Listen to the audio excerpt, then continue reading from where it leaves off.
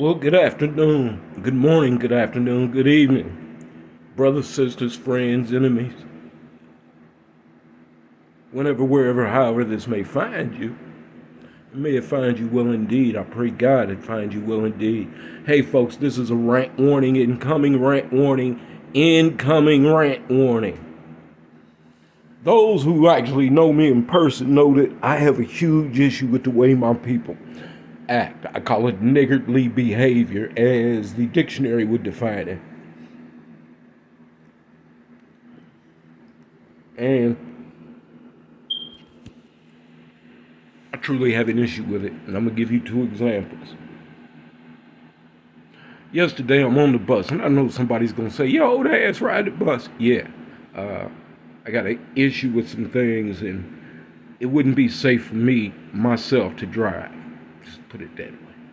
Anyway, I'm on the bus coming home yesterday from doing a gun shop crawl, buying some ammo, and I'm on the bus headed to the house, and we're still downtown. And if you live in Naptown, you know where North Street is. We get to Meridian and North. Two people get on the bus. One of them's a worthless ass fucking drunk. I know I probably shouldn't be that way, but that's what he was. Drunk as fuck, can barely stand up. He gets on the bus, sits down at the first seat he comes to, but he never swipes a bus pass, he never puts any money in. So the bus driver says, "Hey, you got some money? Got a bus pass?" Yeah. No, was the answer. Because he's so drunk he can't talk. She's like, "Well, you need to get off the bus." This nigga gets off the bus, turns to his right, walk towards the rear, towards the ass end of the bus. The bus starts to move, and just as he gets to about where I'm sitting, this motherfucker takes a tumble. Mind you, I'm sitting just in front of the rear wheels. I'm like, oh goddamn, I know what's getting ready to happen. Drunk as motherfucker falls into the bus. How he avoided being crushed by the rear wheels, I don't know. Example one. Example two. I have to be careful here. I worked a party for a friend last night who owns a small event venue. I was only going to be there till 11:30. Well, the regular DJ walked out at 10. He said some other cat showed up and was going to spend the rest of the night. I'm like, okay, cool. So at 11 o'clock, I go back there and tell the DJ, "Hey man, owner said this is breaks at 11 o'clock. He gives me this particular look, as if to say, "Nigga, nothing you say matters," and I don't give a fuck. So about 5 minutes later, I go back there to tell him again. Now all the party people have left. I don't know who this group of motherfuckers is back there, but I'm thinking there might be remnants from the party. I know the people who actually paid were gone. So I lean in to tell this brother, and he's probably about 3 feet from me, maybe 2 feet. "Hey, excuse me, brother. It's after 11.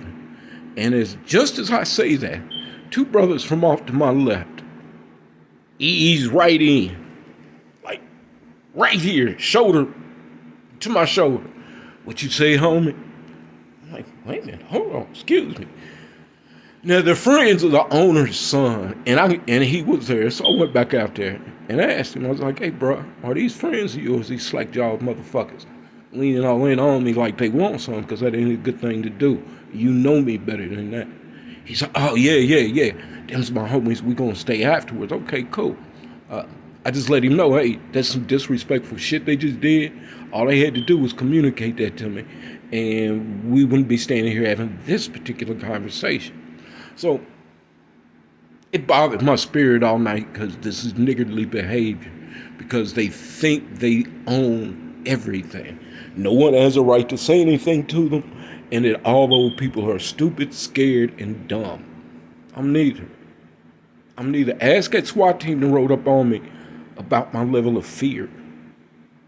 Do that. Because I'm still here. A couple of them are here. Because they couldn't believe what this nigga had to say and how he said it. But anyway, at any rate, So I got up this morning, and as I said, me and the owner, I know this dude. He's a friend of mine. I love him. So I had to go down there and tell him, hey man, your kids' friends are assholes, and I will not work another event for you that involves your kids and his friends. I love you, but I can't do it because we were this close to 911 last night. Because leaning in on me is not healthy. But these young motherfuckers think that everybody is intimidated by them. I'm the wrong one to intimidate, because if you intimidate me, it means I feel like you're getting ready to hit me in the face. And if I feel like you're getting ready to hit me in the face, I'm worried about you dislodging this bullet next to my nose. In which case, I'm going to stop you from hitting me in my face before you get a chance to hit me in my face. Does any of that make sense to you motherfuckers? But you see, these young folks don't get it. They're rude, they're arrogant, they're condescending, and I have no use for them. They're pretty much cannon fodder. So if if Joe Biden wants to fight a war and Zelensky feels like he needs some strong American bodies, take these black motherfuckers and they white ass friends, because they just as bad. And please don't get me wrong, because there was a couple white guys in the mix too who are just as arrogant and condescending as everybody else. And half of them are cokeheads and all of them are drunks.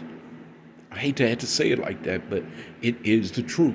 This generation, 30 and under, has no impulse control and no idea of what morality is.